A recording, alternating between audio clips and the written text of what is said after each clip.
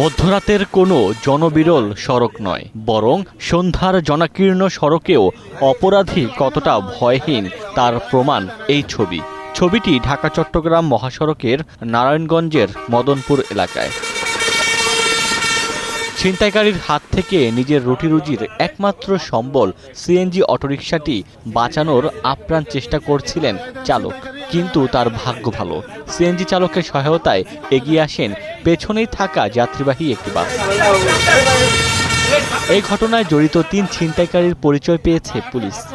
আমরা এটা নিয়ে কাজ করছি এবং আপনাকে এটা বলতে পারি যে আমরা আসলে ওই ঘটনা যারা সম্পৃক্ত তাদের পরিচয় শনাক্ত করেছি।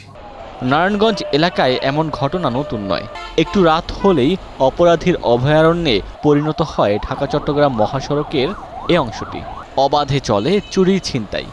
ভোর ৫টা থেকে এরা মোটরসাইকেল ছিনতাই করে, এই ঠেকায় দেয়। ২-৩জন মহিলা থাকলে, প্যাসেঞ্জার থাকলে ঠেকায় দেয়। সন্ধ্যার পরে আমরা একটা নিরাপত্তাহীনতায় ভুগি।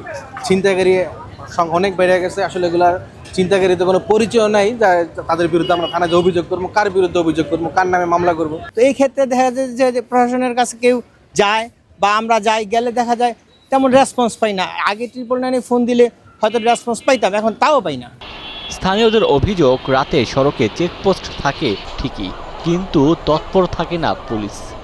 আগে ছিল কিন্তু খুব কম, কিন্তু ইদারিং মনে একটু বেশি আর কি। এখন আমরা মোটামুটিভাবে অনিশ্চয়তার মধ্যে কাটতেছি, কারণ রাত করে গাড়ি চালানো আমাদের পক্ষে সম্ভব না। প্রশাসনের ভূমিকা নিয়েও আমি এখানে আপত্তি প্রকাশ করছি যে ওরাও জোরালোভাবে কোনো ভূমিকা পালন করেনি।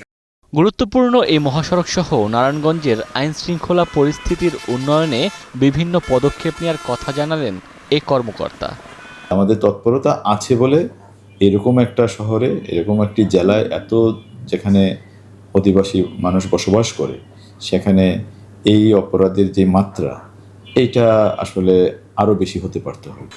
আগস্ট থেকে অক্টোবর পর্যন্ত নারায়ণগঞ্জে 51টি চুরি ও 17টি ছিনতাইয়ের মামলা হয়েছে।